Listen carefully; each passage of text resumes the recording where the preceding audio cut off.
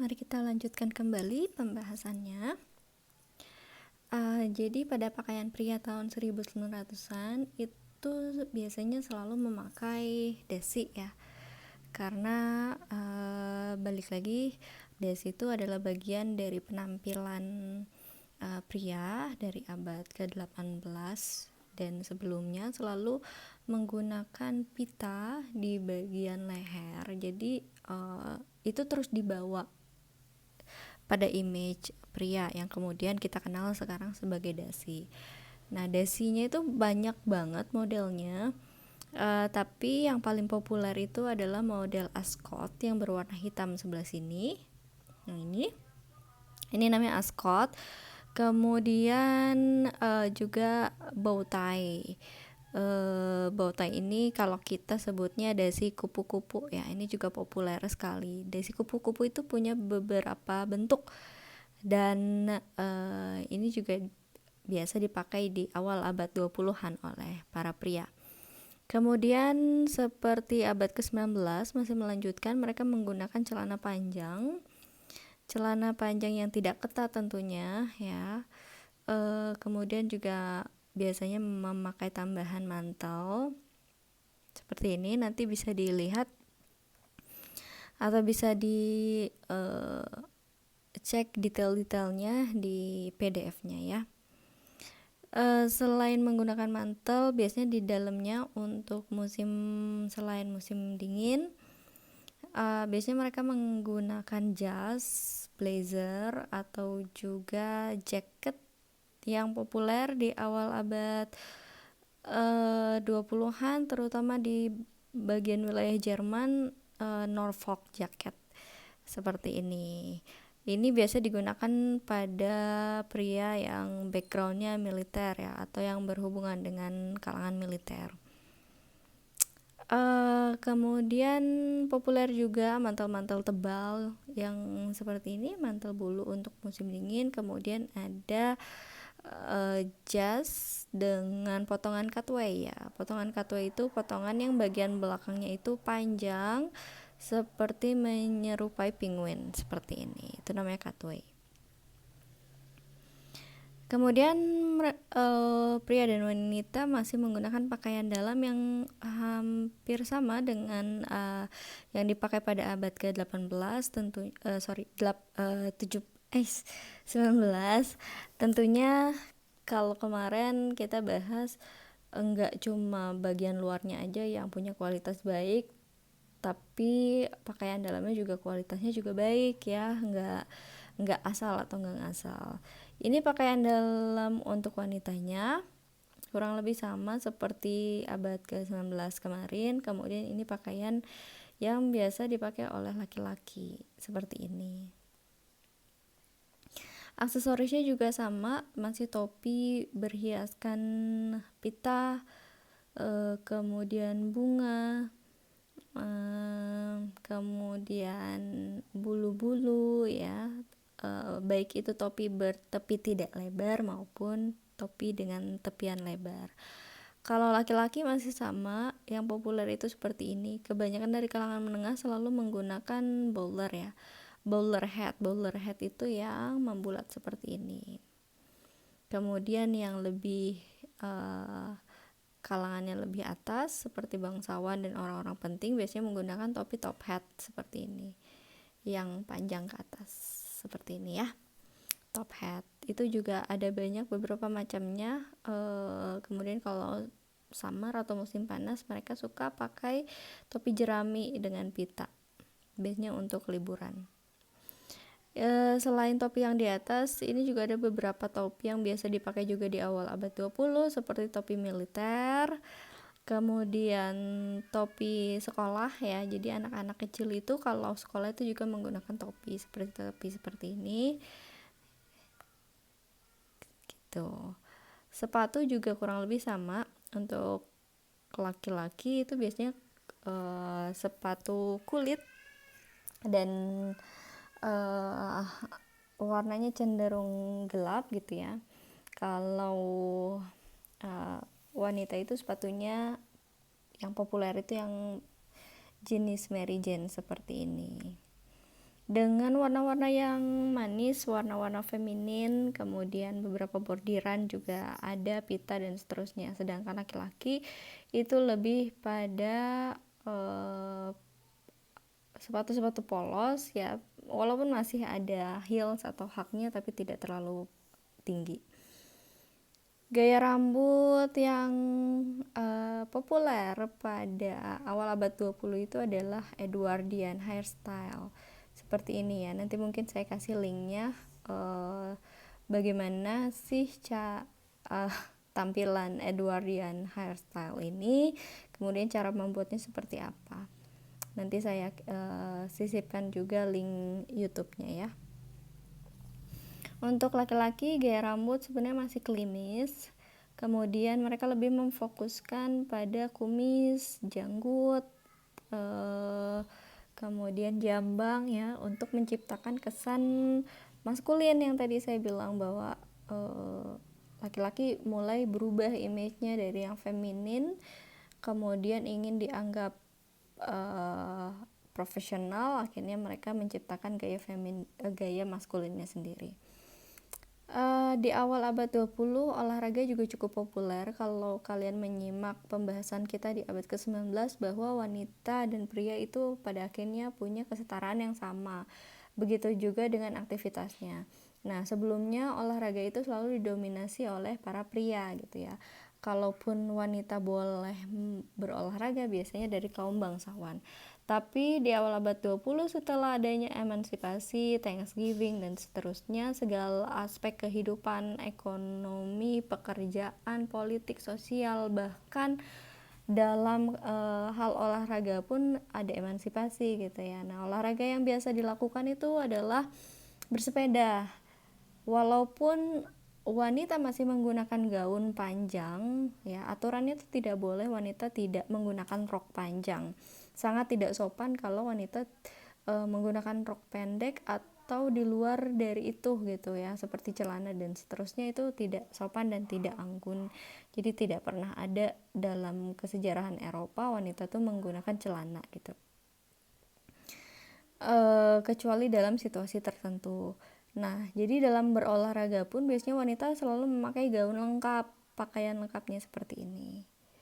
Kemudian tenis, awal abad 20 juga Eropa masih sangat didominasi oleh olahraga tenis, dan wanita tetap pakai gaun yang lengkap dalam mereka bermain tenis. Tentu tenisnya tidak bisa dibandingkan dengan tenis zaman sekarang ya. Kalau tenis saat itu tuh masih kayak main-main tapi nggak main-main juga sih ya, tapi lebih santai lah. Kalau sekarang kan peraturannya ketat, kemudian pakaiannya juga menyesuaikan gitu ya.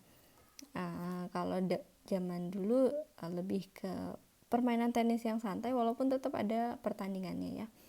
Kemudian golf juga jadi bagian dari kesejarahan kehidupan di Eropa dan juga di Amerika. Untuk kalangan menengah ke atas gitu ya, bahkan mereka punya lapangan golf kecil di backyardnya atau di halaman belakang rumah mereka, dan biasanya bermain bersama keluarga, walaupun kebanyakan bersama kolega-koleganya ya, seperti ini.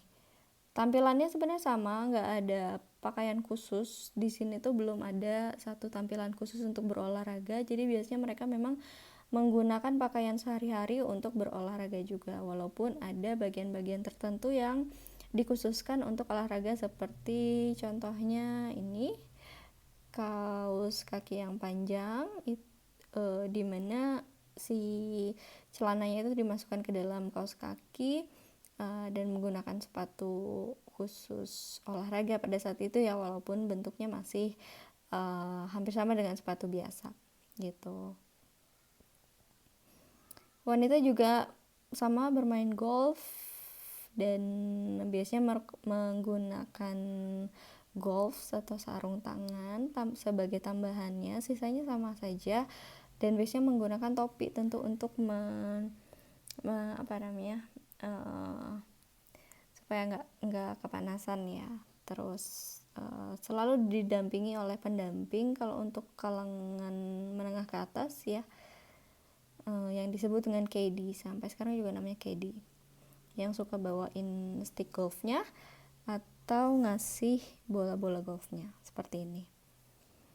Kemudian mereka juga suka berenang. Berenang ini bukan berenang di kolam berenang, tapi berenang di pinggir pantai gitu ya, main-main di pantai, terus berenang-berenang sedikit di tepian laut gitu. Biasanya mereka punya baju renang. Baju renangnya itu hampir sama seperti baju dalam kalau untuk pria. Nah, motif yang mendominasi pakaian untuk renang itu biasanya adalah stripes atau garis-garis yang biasa disebut sebagai nautical pattern ya, atau nautical color. Jadi ada motif-motif dan warna-warna yang khusus untuk nautical atau yang biasa dipakai angkatan laut.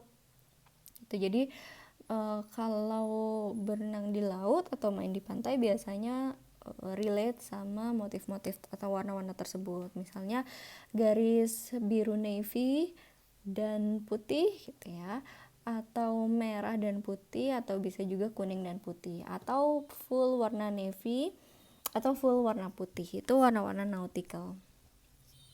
Kemudian yang wanitanya juga sama sebenarnya, dia pakai istilahnya pakaian renang, tapi sebenarnya lebih pada pakaian biasa sih, hanya gaunnya aja yang agak naik gitu. Di sini sebenarnya untuk memperlihatkan kulit betis itu, kaki bagian bawah itu masih dianggap tabu dan tidak sopan ya, sehingga banyak juga yang masih menggunakan celana ketat gitu, atau kaos kaki panjang, kalau kita sebutnya sebagai legging ya kalau sekarang gitu. Nah, tampilannya lengkap, gayanya gaya nautical juga masih sama, biasanya biru navy, terus bentukannya seperti sailor, seperti angkatan laut. Nah, biasanya mereka suka berenang pakai tampilan seperti ini dengan rambut yang masih Edwardian style ya, jadi rambutnya tuh nggak berubah, masih on point. Kemudian biasanya mereka pakai sepatu karang ya, karena kan memang di pantai, beberapa pantai mungkin karangnya masih tajam gitu. Jadi kebayang kalau mereka masuk ke air terus pas naik itu berat banget, karena tampilannya itu penuh seperti ini, bukan pakaian renang yang sudah berkembang seperti sekarang ya. Pakaian anak-anaknya masih sama seperti abad ke-19, di mana mereka menggunakan pakaian yang sama dengan orang tuanya atau orang-orang dewasa, baik yang perempuan maupun anak laki-lakinya. Kelas pekerja untuk menengah ke bawah itu sebenarnya tampilannya hampir sama. Mereka pakai beberapa lapis pakaian. Mereka pakai kemeja, pakai vest juga, pakai jas, pakai blazer atau pakai mantel, tapi dengan kualitas yang rendah. Tapi mereka bisa pakai hal tersebut, bisa pakai item-item tersebut karena industrialisasi yang kemarin, pabrikasi membuat pakaian-pakaian itu sangat terjangkau sekali ya.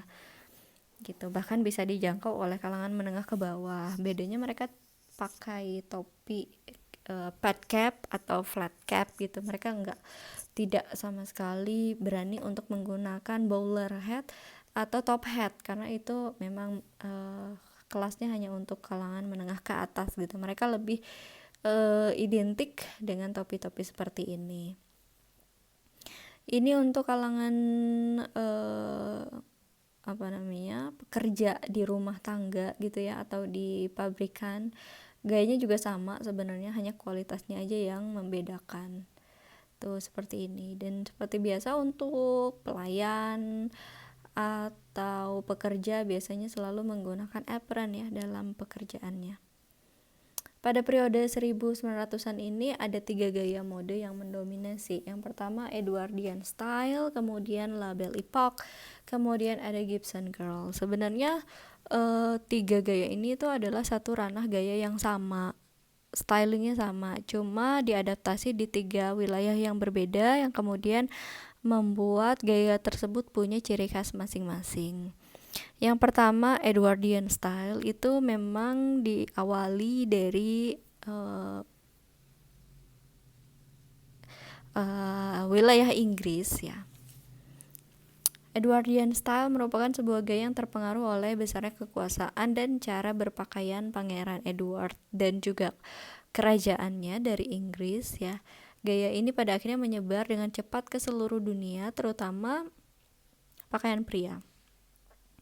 Dan diadaptasi dengan cukup lama. Sebenarnya wanitanya juga berpengaruh ya. Seperti yang tadi kita sudah lihat, itu sebenarnya gaya-gaya Edwardian. Mulanya di kerajaan Inggris, kemudian menyebar karena yang sudah kita bahas kemarin, tren itu cukup cepat menyebarnya setelah adanya media. Kalau di sini media cetak, contohnya seperti majalah yang kemarin kita sudah bahas ya. Nah, gaya Edwardian tuh sebenarnya apa yang kita lihat tadi yang sudah dijelaskan, tapi lebih anggun gitu ya, karena memang berasal dari kalangan kerajaan Inggris, lebih berkelas, lebih anggun gitu. Nah, kemudian gaya ini untuk di laki-laki juga sebenarnya hampir sama. Kalau kebanyakan pria itu tampilannya seperti ini gitu ya. Nah, kalau gaya Edwardian tuh lebih lebih punya ciri khas apa namanya, classy-nya gitu, seperti ini. Lebih ada gaya-gaya kebangsawanannya. Kemudian gaya tersebut diadaptasi di Prancis yang akhirnya menciptakan satu istilah tersendiri, yaitu label epoch. Label epoch ini sebenarnya gaya yang sama dengan gaya yang tadi kita sudah bahas ya. Tapi karena diadaptasi oleh orang Prancis, kemudian dimasukkan karakter-karakter Prancis yang sangat-sangat elegan, terus juga dia banyak detail dan seterusnya, pada akhirnya ini jadi ciri khas tersendiri. Label epoch atau label epoch atau era keindahan adalah periode dalam sejarah Eropa, terutama di Prancis tahun 1871 dan berakhir ketika Perang Dunia Pertama dimulai di 1914. Merupakan periode yang ditandai dengan optimisme, kedamaian Eropa, teknologi baru, penemuan-penemuan ilmiah, hal-hal yang sepertinya positif sekali dalam kehidupan ya. Mereka belum tahu bahwa mereka akan menghadapi satu perang besar yang cukup mencekam di depan kehidupan mereka gitu. Banyak karya sastra, musik, teater, seni rupa yang pada akhirnya menyebar di Prancis. The Belle Epoque atau La Belle Epoque adalah zaman keemasan euforia di awal abad 20 sebelum adanya Perang Dunia Pertama. Nah, gayanya lebih gaya-gaya apa namanya? Lebih elegan gitu ya. Kemudian berkelas. Gaya ini identik dengan kemewahan dan gaya hidup orang-orang dari kalangan atas, terutama kebangsawanan dari Prancis ya. Sama saja sebenarnya setelah Raja Louis tumbang, kebangsawanan di Prancis itu tetap kuat. Kemudian gaya tersebut ya banyak sekali digambar atau dilukis oleh media, dan kemudian si majalah ini tuh diekspor ke Amerika, ke benua Amerika. Kemudian orang-orang Amerika itu mengadaptasi gaya-gaya yang tadi sudah kita bahas, Edwardian style di Inggris, kemudian label epoch di Prancis gitu. Orang Amerika pada akhirnya mengadaptasi gaya tersebut karena adanya pengaruh tren dan media. Nah, gaya ini berkembang di Amerika itu setelah majalah-majalahnya muncul atau masuk ke Amerika, dan di dalamnya itu ada karya salah satu ilustrator tinta, Charles Dana Gibson, yang membuat karya ilustrasi mengambil objek-objek gadis-gadis gitu ya, baik itu gadis Eropa maupun Amerika, yang kemudian majalahnya gambarnya itu dicetak di majalah Amerika gitu. Nah, kemudian gaya yang sama diadaptasi di Amerika, pada akhirnya disebut dengan Gibson Girl atau gadis-gadis dari gambaran si tadi Gibson itu ya, Charles Dana Gibson ini yang mengambil referensi sebenarnya dari gaya Edwardian dan juga label epoch dari Perancis. Kalau di Amerika diadaptasi dengan lebih santai karena memang Amerika itu bukan wilayah kebangsawanan kerajaan yang cukup kental gitu ya, lebih ke liberalisme, kebebasan kehidupan dan seterusnya, sehingga kalau diadaptasi di Amerika sebenarnya gayanya lebih santai dan bisa jadi lebih terbuka, lebih seksi gitu ya. Ini contoh dari orang kulit hitam pun di Amerika menggunakan gaya Gibson Girl ini. Kalau kita lihat sebenarnya dari gaya rambut, dari tampilan sebenarnya sama saja, cuman karakternya pada akhirnya menempel pada dimana dia berkembang. Seperti Edwardian itu sangat identik dengan Inggris, label epoch itu identik sangat dengan Perancis, kemudian Gibson Girl ini sangat identik dengan Amerika. Seperti itu. Ini ya, ini The Gibson Girl. Kemudian kita sudah membahas adanya kelahiran haute couture ya di abad ke-19, tapi di awal abad ke-20 pada akhirnya haute couture itu jadi satu ranah yang cukup serius. Tidak ada yang bisa menyangkal peran historis dan pengaruh Paris sebagai pusat fashion. Kita kan kemarin sudah bahas tentang Guerlain ya. Guerlain itu adalah salah satu rumah mode yang paling pertama menciptakan level haute couture dalam dunia fashion di Perancis. Nah dari situ pada akhirnya si level haute couture ini disahkan oleh negaranya. Makanya kenapa sampai hari ini kiblat fashion itu selalu ada di Paris, ada di Perancis gitu ya.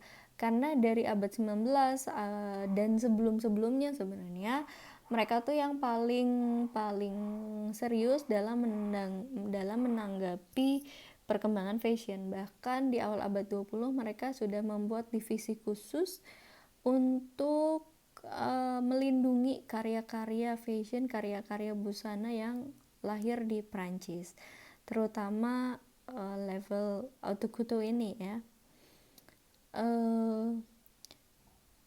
Jadi wajar sekali kalau pada akhirnya belum ada yang bisa mengalahkan Paris sebagai pusat mode dunia. Walaupun sekarang ada London, ada Milan, misalnya ada New York, ada Tokyo, ada Seoul dan seterusnya gitu ya, ada Seoul. Tapi dalam dunia fashion tetap yang jadi ranah utama dalam historical, dalam cultural gitu ya, dalam kebudayaannya dari western itu tetap ada di Paris, Perancis, karena dilindungi oleh negaranya. Perancis juga merupakan negara pertama yang secara resmi mengatur couture dan industri yang terkait di bawah fashion dalam satu organisasi. Ini saya nggak mau baca karena saya nggak bisa bahasa Perancis ya, jadi kalau ada yang bisa bahasa Perancis boleh dibaca sendiri. Pakaian, aksesoris, detail-detail ya, semua yang berhubungan dengan fashion itu disimpan dengan baik artefak-artefaknya dan diatur di bawah organisasi ini. Jadi semuanya itu terdata, kemudian terkolek dengan baik, yang dari abad-abad 16, 17, 18 gitu ya, kancing-kancing gaunnya Marie Antoinette atau Madame Pompadour, itu semuanya tuh tersimpan rapi di sini. Kemudian di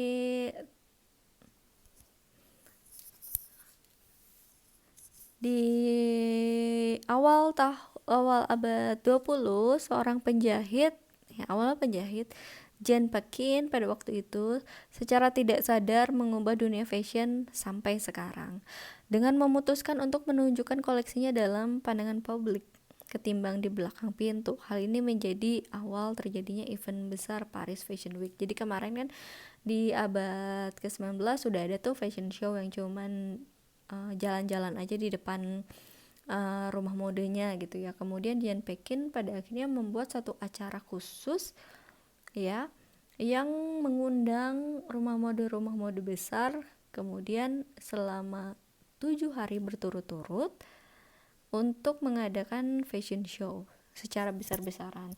Dan awal abad 20 di sini adalah tonggak terbentuknya Paris Fashion Week yang terfokus pada acara paling besar di dunia fashion. Setelah itu muncul desainer paling inovatif saat itu, Paul Poiret, yang mengubah konsep mode ke tingkat yang baru dan menciptakan seluruh skenario-nya. Jadi kalau sebelum Paul Poiret ini menciptakan konsep ini, pakaian itu kan dibuat kemudian dipajang biasanya di rumah mode, atau secara lebih barunya kemarin ada fashion show gitu ya, atau Jane Paquin membuat fashion show ini jadi 7 hari berturut-turut. Kemudian kalau Paul Poiret pada akhirnya membuat satu konsep yang lebih kompleks dan komprehensif. Jadi si koleksinya itu nggak cuman stop di fashion show doang, tapi dia juga mulai membawa ke ranah fotografi, sehingga koleksinya itu bisa tercetak, ada lookbooknya, kemudian bisa masuk ke dalam majalah dan disebarkan secara lebih luas gitu, seperti yang kita biasa sekarang gunakan gitu ya. Kalau kalian bikin gaun, bikin pakaian, kalian bikin sampai lookbooknya, sampai fotografinya gitu ya. Itulah yang sudah dilakukan oleh Paul Poiret di awal abad ke-20. Paul Poiret banyak dipengaruhi oleh seni dan desain dari Timur Tengah, karena ada satu masa dia tuh traveling ke daerah timur jauh, dulu bilangnya timur jauh ya, sebenarnya timur jauh itu daerah Timur Tengah, India, dan Asia, seperti Jepang, Korea, China. Pada sekitar 1910-an ya, mengunjungi V&A untuk mempelajari turban dari India, dan beberapa minggu kemudian ternyata haute couture di Prancis mengadaptasi gaya-gaya tersebut dan dijual di Paris dengan gaya yang baru. Jadi untuk pertama kalinya Eropa terbuka atas gaya-gaya yang datang dari Asia gitu. Gara-gara si Paul Poiret ini traveling terus melihat ada yang menarik. Paul Poiret akhirnya memasukkan gaya-gaya yang asing tersebut dalam rancangan-rancangannya. Jadi nggak heran kalau misalnya tiba-tiba di Eropa pada pakai turban, yang mana turban itu sebenarnya identitas dari salah satu kepercayaan Sing ya di India. Kemudian setelah itu pecah atau meletusnya Perang Dunia Terbesar pada abad 20 awal ya, dari tahun 1914 sampai 1919, yang pada akhirnya memaksa perubahan besar dalam siluet pakaian. Fashion itu bergeser ke arah yang lebih praktis, yang lebih simple bagi perempuan untuk memasuki tempat kerja, mengambil bagian dalam hak-hak pilih politik dan seterusnya, jadi dipersimpel. Sedangkan laki-laki itu kebanyakan semuanya masuk ke ranah militer. Pada dekade ini, pakaian wanita berkembang dalam beberapa gaya. Yang pertama masih dipengaruhi oleh Paul Poiret, yaitu tentang orientalisme, dan dengan cepat mengambil alih gaya mode dunia. Kemudian nanti ada hobble skirt.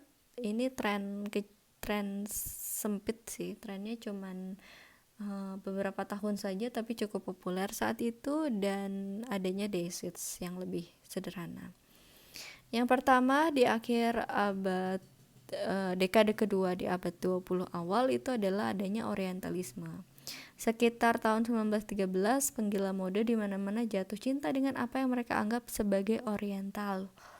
Orientalisme dipengaruhi oleh warna-warna dari timur jauh yang tadi sudah dibawa oleh Paul Poiret itu ya.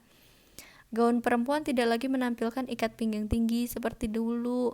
Sebaliknya, bentuk kolumner dan gaun seperti tabung atau tube dress itu adalah aturan wajib saat itu. Nah, seperti ini ya. Jadi cukup menarik bahwa di Eropa orang-orang tuh gayanya agak ke timur-timuran ya, baik itu menggunakan turban, menggunakan bentuk-bentuk yang seperti kimono, menggunakan obi, kemudian menggunakan payung-payung oriental gitu ya. Turban dari Timur Tengah dan India serta gaya kimono khas Jepang yang diperkenalkan oleh Paul Poret adalah yang paling populer pada saat itu. Seperti ini. Orang Eropa ya. Gaya-gaya kimono juga nih. Nanti bisa dilihat lebih detail.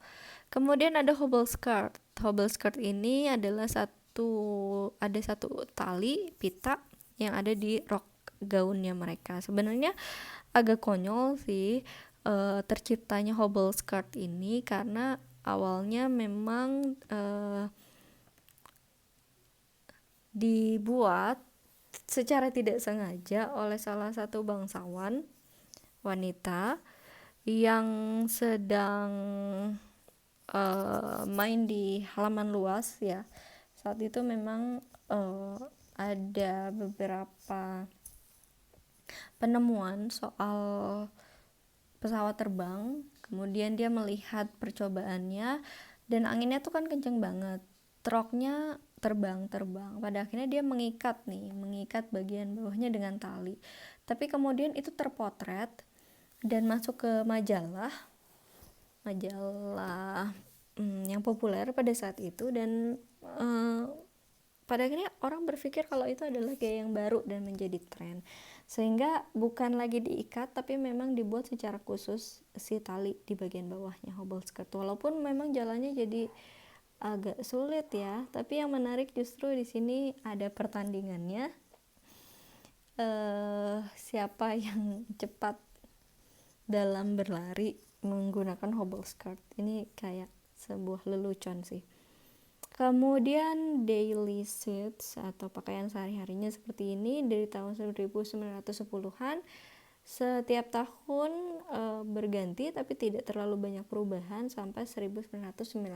Nanti kita akan lanjutkan materinya di tahun 20-an dan 30-an. Kalau pakaian pria tidak berubah, hanya pakaiannya lebih dominan pada pakaian militer. Karena balik lagi ya, pas Perang Dunia Pertama, para pria itu diwajibkan untuk mengikuti militer. Seperti ini. Begitu kita akan lanjutkan di materi selanjutnya. Terima kasih.